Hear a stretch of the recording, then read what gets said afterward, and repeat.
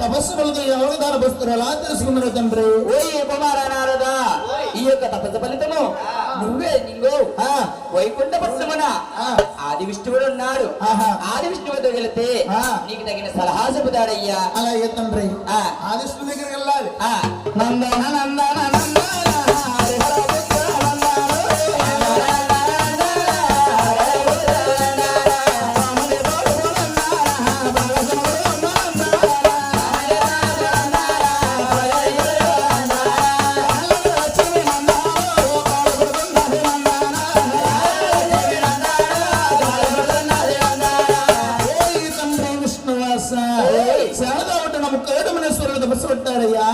తపస్సు ఫలితం ఎలా తెలుసుకున్నాను తండ్రి? ఓయ్ కుమార నారద, ఈ తపస్సు ఫలితము నా వల్లవదు కాని కైలాసపట్నమున అదిగో శంకరుడున్నాడు.